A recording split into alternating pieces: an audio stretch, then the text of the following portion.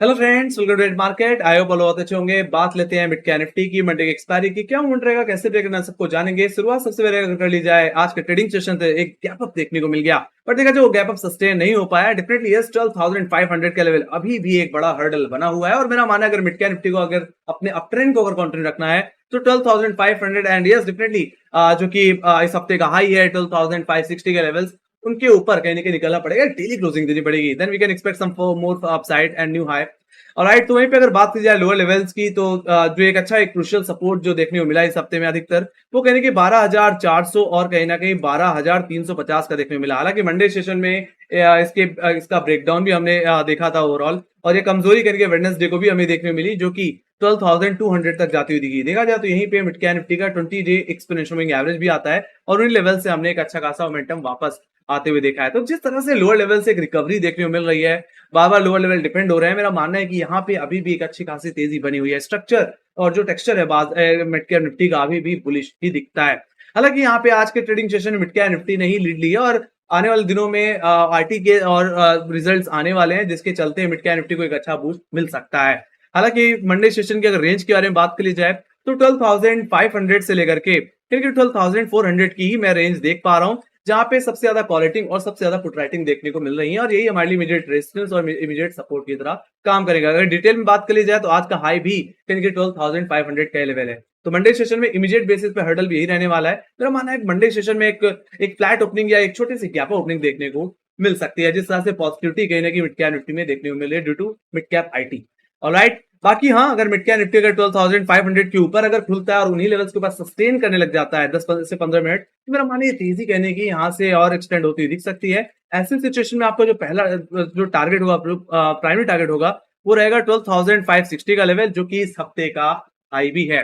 बाकी ये एक वीकली हर्डल भी रहेगा, बट डेफिनेटली यस, 12,560 के ऊपर अगर एक डेली क्लोजिंग मिल जाती है तो जैसे पहले बताया कि ये तेजी कहने की यहाँ से और एक्सटेंड हो सकती है and definitely we can expect 12,800 and 13,000 levels also.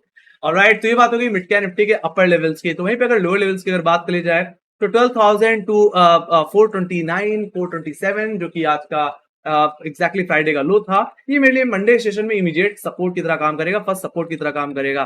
तो अगर मिड कैप निफ्टी अगर फ्लैट ओपन हो जाता है और 12,430 427 के लेवल पे सपोर्ट लेता हुआ दिखे, तो आप चाहें तो लोअर लेवल से एक बार रिकवरी प्ले कर सकते हैं और 12,400 पे ऐसे लगा करके 12,500 तक के इंटरडे टारगेट के लिए प्ले कर सकते हैं, जो कि फ्राइडे आज का हाई भी है।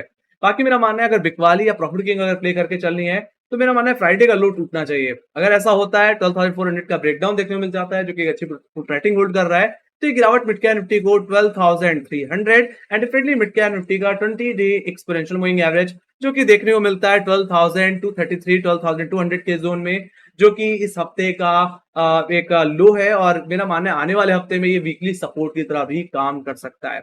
और अगर देखा जाए तो 12,400 के बाद अगर कहीं पुट राइटिंग मुझे देखने को मिली है ओटीएम में, तो कहने की 12,200 के जोन में ही देखने को मिल रही है। तो मेरा मानना है अगर वापस अगर कोई पोजिशनली अगर कोई रिकवरी देखने को मिलनी है तो 12,233 12,200 के जोन से भी देखने को मिल सकती है। बाकी मेरा मानना है एक बेरिश ट्रेंड जो मिड कैप निफ्टी में स्टार्ट होता हुआ दिखेगा, वो एक्जैक्टली 20 डेमा के ब्रेकडाउन के बाद ही देखने को मिलेगा, मतलब इस हफ्ते के लो के ब्रेकडाउन के बाद, जो कि 12,200 का ही लेवल है। अगर ऐसा हो जाता है तो मिड कैप निफ्टी 12,000 की तरफ भी जा सकता है, 12,000 की तरफ भी जाता हुआ दिख सकता है। तो ये थी बात गाइस मिड कैप निफ्टी के टेक्निकल लेवल्स की।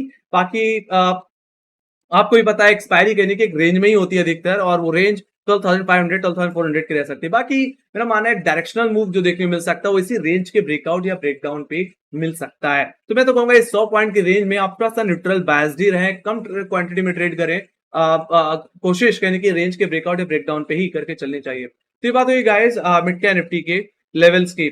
तो बात कर लेते हैं ऑप्शन डेटा की। तो देखा जाए तो लोअर लेवल्स पे काफी अच्छी पुट राइटिंग देखने को मिली है।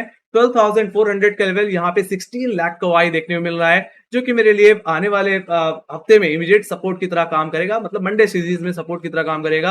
तो यहाँ पे जो एक बड़ा हर्डल जो अब इस कॉन्ट्रैक्ट में है वो है 12,500 का लेवल, जो कि इस हफ्ते में निकलता हुआ नहीं दिखा और इन लेवल से हम रिजेक्शन ही देखते हुए दिखे हैं और आज के दिन भी इन लेवल्स पे अटक रहे थे। यहाँ पे एक्जैक्टली 19 लाख का वाई मुझे देखने को मिल रहा है और मेरा मानना है अगर इसके ऊपर अगर किसी तरह मिड कैप निफ्टी अगर निकल जाता है तो मेरा मानना है एक नया हाई आपको फिर आता हुआ दिखेगा। बाकी इमीडिएट बेसिस पे आपके लिए जो मेजर हर्डल रहेगा वो 12,500 का ही रहेगा। तो ये 100 पॉइंट की रेंज में देख पा रहा हूँ गाइस। आइदर साइड ब्रेकआउट या ब्रेकडाउन पे एक अच्छा मूव मिल सकता है। बाकी ओटीएम में अगर कहीं पुट राइटिंग है तो 12,300 की पुट में, जहाँ पे 12 लाख का ओआई है, और उसके बाद 12,200 जहाँ पे 11 लाख 99,000 का ओआई बिल्डअप देखने को मिल रहा है। बाकी उसके बाद सीधे 12,000 के लेवल्स पे।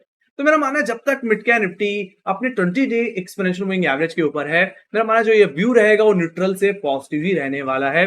बाकी 20 डे का ब्रेक डाउन, 12,200 का ब्रेक डाउन यानी कि मिड कैप निफ्टी में एक बेरिश ट्रेंड ला सकता है। बाकी मिड कैप निफ्टी में कोई अप ट्रेंड को अगर कंटिन्यू करना है तो जैसे ने बताया कि 12,500 12,560 जो कि इस हफ्ते का हाई है उसका ब्रेकआउट देना पड़ेगा और डेली बेसिस में क्लोजिंग देनी पड़ेगी। उसके बाद अगर मैं कहीं कॉलेटिंग देख रहा हूं तो सीधे 13,000 के लेवल पे ही देख पा रहा हूं। So we can expect 13,000 also अगर इस हफ्ते के हाई के ऊपर मिड कैप निफ्टी सस्टेन कर जाता है। जिस तरह से मिड कैप निफ्टी में मिड कैप आईटी सेगमेंट जो कि कोफोर्ज, एम्फेसिस, परसिस्टेंट जैसे स्टॉक जो कि बहुत कम चले हुए हैं, मेरा मानना इनमें एक अच्छा पोटेंशियल है कहीं ना कहीं एक नए हाइस तक ले जाने में।